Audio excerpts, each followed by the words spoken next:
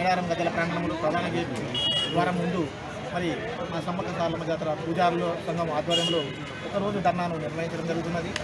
ఈ ధర్నాలో పూనుకొండ గ్రామం నుంచి పరిద్దరాజు వంశానికి చెందినటువంటి కనక వంశస్థులు, కొండాయి గ్రామం నుంచి మరి దగట్ల వంశస్థులు, వేదరాజు దేవుడికి సంబంధించిన దగట్ల వంశస్థులు, కన్నపల్లి గ్రామం నుంచి సాలమ్మ దేవతలకు సంబంధించిన కాకా వంశస్థులు, మేడారం గ్రామం నుంచి సమ్మక్క దేవతలకు సంబంధించినటువంటి సిద్ధమైన కొక్కెర చందా వంశస్థులము మరి ఈరోజు మా నిరసన కారణం ధర్నా రూపంలో నిరసనను తెలియజేస్తున్నాము. ఈ నిరసనకు ముఖ్య కారణము మరి మీడియా పరంగా ఈ మధ్య మీకు అందరికీ తెలిసినటువంటి విషయమే.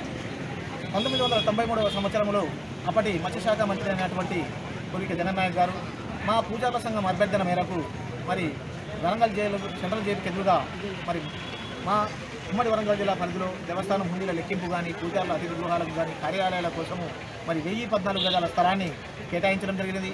ఆ స్థలంలో మరి ముద్రలేమితో ఉన్నటువంటి మా జాతర మరి కార్యాలయం నిర్మించుకోలేకపోయింది.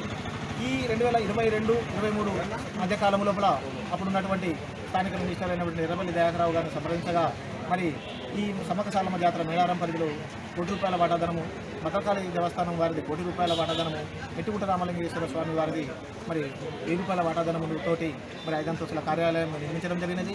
ఈ కార్యాలయంను గత సంవత్సరం సెప్టెంబర్లో ప్రారంభించడం కూడా జరిగినది. అందులో deputy commissioner of endowments, assistant commissioner of endowments, executive officer Medaram Sammakka Saralamma జాతర మరియు దేవాదాశకం చెందినటువంటి ఇంజనీరింగ్ డిపార్ట్మెంటు మరియు ఇతర దేవస్థానాలకు చెందినటువంటి కార్యాలయాలను నిర్వహించడం జరుగుతున్నది.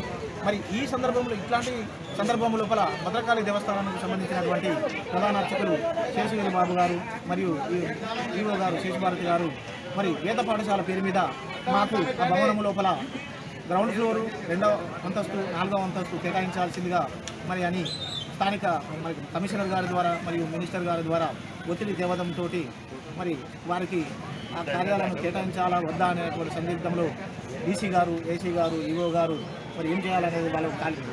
ఈ సమస్యను మా పూజలకు తీసుకొచ్చిన సందర్భంలో మేము వారిని స్థానిక మినిస్టర్ అయినటువంటి గీతక గారిని సంప్రదించగా మరి వారు మంత్రి హోదాలో ఉండుకుంటూ కమిషనర్ గారిని సంప్రదించగా అలాంటిది ఏమీ లేదు, ప్రస్తుతము వారికి పాఠశాల నడపడం కోసం ఒక 6 నెలలు కొత్త బిల్డింగ్ కట్టేంత వరకు తర్వాత మరి వాళ్ళ స్థానానికి వెళ్ళిపోతారు అని చెప్పడం జరిగినది. కానీ అక్కడ మినిస్టర్ గారు చెప్తున్న విధానము వాయిస్ ఒకటి, ఇక్కడ గ్రౌండ్కి వచ్చేసరికి గ్రౌండ్ ఫీల్డ్కి వచ్చేసరికి చేస్తున్న విధానం ఒకటి. అంటే ఈ శేషగిరిబాబు అయ్యవారు అనేటువంటి ప్రధాన అర్చకులు ఏం చెప్తున్నారు, వచ్చి ఆఫీస్ మొత్తాన్ని ఖాళీ చేయాలి అనేసరికి ఇన్ని డబ్బులతో కట్టుకున్న బిల్డింగ్లు మా స్థలము మా పేరు మీద ఉంది, ఆ కేటాయించిన స్థలంలో మా కార్యాలయాన్ని ఖాళీ చేయమనడంతో ఇప్పుడు మా అధికారులు మాకు చెప్పడంతో అప్పుడు మరి మీ పూజారులను అందరం కలిసి 19వ తారీఖు నాడు సమావేశం ఏర్పాటు చేసుకొని మరి సమస్య పరిష్కారానికి ఏం చేద్దామనగానే మరి ధర్నా చేద్దామనే కార్యక్రమాన్ని మరి 2 రోజులు చేద్దామనుకోవడం జరిగినది. మరి మీ ద్వారా ప్రభుత్వానికి ఈ విషయం తెలిసి కమిషనర్ గారు మమ్మల్ని చర్చలో పిలవడం జరిగింది. ఈ చర్చల్లో ముఖ్యంగా మేము కమిషనర్ గారిని అడిగినది, మాకున్నటువంటి పేపర్లు మరియు మా స్థలంలో నిర్మించిన ఆ భవనంలో కంప్లీట్గా మేమే ఉంటాము, మా అధీనంలో ఉండాలి. దానికి నమ్మకం కలగడానికి కోసము మీరు మా భవనానికి ధార్మిక భవనాన్ని కాకుండా సమ్మక్క సారలమ్మ జాతర మేడారం ధార్మిక భవన్గా పేరు మార్చండి, మరియు అది ఈవో గారి పరిధిలోకి తెస్తున్నట్టు ఉత్తర్వులు ఇవ్వండి అని ప్రధానంగా కోరడం జరిగినది. దానికి కమిషనర్ గారు నేను ఆ పేపర్లు చూసిన తర్వాతనే మరి నేను పేరు మారుస్తాను అనడం జరిగింది. ఈ లోపల నేను అమెరికా వెళ్ళి కొంత టైం చేసుకుని వస్తాను, ఆ లోపల పేపర్లన్నీ చూసిన తర్వాత పెడతాను సార్, అది మాకు నమ్మకం కుదరట్లేదు. ఎందుకనగా వరంగల్ నగరంలో జరుగుతున్నటువంటి భూమాఫియా అనేది దీనికి ముఖ్యంగా మేము భయపడేటువంటి అంశము.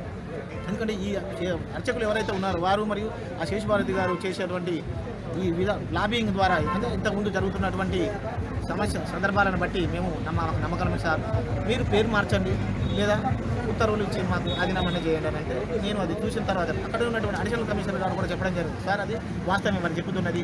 అప్పుడు జీవో కూడా ఇష్యూ అయింది. ఆ జీవో ద్వారా అందులో ఉన్న రెఫరెన్స్లో కలెక్టర్ గారు సంప్రదింపులు చేసిన ఉత్తర ప్రత్యుత్తరాల ద్వారా చేసిన మరి ప్రొసీడింగ్ నెంబర్స్ కూడా అందులో ఉన్నాయి సార్, అది వాస్తవమే సార్ అనడంతో ఆ పేపర్స్ నా టేబుల్ మీద పెట్టండి అనడం జరిగింది. సార్ మీరు అది పేపర్స్ చూసి మార్చేసరికి టైం కాలాతీతం అవుతుంది కాబట్టి మాకు ఖచ్చితంగా నమ్మకం లేదు సార్. ఇక్కడికి పూజార్లు అందరం రాలేదు కాబట్టి పురుస్తాలు కాబట్టి మళ్ళీ మేడారం వెళ్ళిన తర్వాత ప్రస్తుతానికైతే మీకు విరమించుకున్నట్టు చెప్తున్నప్పటికీ పూర్తి నిర్ణయం అని అక్కడ మీటింగ్ మన తదుపరి సమావేశం ఏర్పాటు చేసుకొని వెలిగిస్తామని చెప్పడం జరిగింది. దానిలో భాగంగానే ఈరోజు ఒకరోజు అంటే భక్తులకు ఇబ్బంది కలగకుండా మరి ధర్నాను మన నిరసనను మన హక్కును కాపాడడం, మన సంస్థను మన భూమిని కాపాడుకోవడానికి మరి చేయాలి. కాబట్టి మరి భక్తులు కూడా మరి దీన్ని అర్థం చేసుకొని మరి మా హక్కులను మా సమస్యను పరిష్కారం కోసము మేము నిరసనను ధర్నా రూపంలో మరి తెలియజేస్తున్నాం. కాబట్టి మరి మీరు కూడా మా బాధను అర్థం చేసుకొని మీరు కూడా మాకు సహకరించారు. స్థానిక వ్యాపారస్తులే కావచ్చు, మీడియా కావచ్చు, అధికారులు కావచ్చు, తర్వాత సంఘాలు కావచ్చు, ఆదివాసీ సంఘాలే కావచ్చు, జనరల్ సంఘాలే కావచ్చు, మరి ఈ మీడియా ద్వారా మరి మాకు సహకరించాల్సిన అవసరం ఉంటుంది. కానీ ఈ కమిషనర్ గారు ఇచ్చిన హామీ మాకు పూర్తి స్థాయిలో నమ్మకం లేనందునే ఈ నిర్ణయాన్ని తీసుకొని ఈరోజు ధర్నా కార్యక్రమం చేస్తున్నాము. ఒకవేళ ఈ ద్వారా ఇప్పుడు 2 గంటలకు మేము స్థానిక మంత్రి గారు సీతక్క గారు వస్తారని ఫోన్లో చెప్పడం జరిగింది కాబట్టి వారికి మా సమస్యను చెప్పుకుంటాము. మరి వారు అక్కడికి వెళ్ళి కమిషనర్ గారి ద్వారా రేవంత్ రెడ్డికి ముఖ్యమంత్రి గారిని చెప్పి సమస్య పరిష్కారం చేస్తేనేమో పర్లేదు, లేదు అంటే తదుపరిగా మళ్ళీ మా సంఘం నిర్ణయం తీసుకున్నటువంటి జూన్ 5వ తారీఖు నుంచి 9వ తారీఖు 4 రోజులు ఖచ్చితంగా దేవస్థానానికి తాళాలు చేసి దర్శనాలు కూడా బంద్ చేసి చేద్దామనే నిర్ణయం కూడా తీసుకోవడం జరిగింది. దాని విషయంలో కూడా మళ్ళీ ఒకసారి కూడా మళ్ళీ మేము సమావేశం ఏర్పాటు చేసుకొని ఆలోచించుకొని మీ ద్వారా ప్రభుత్వానికి మా డిమాండ్ను తెలియజేస్తాము. కాబట్టి ఇప్పటికైనా ప్రభుత్వం ఆలోచించి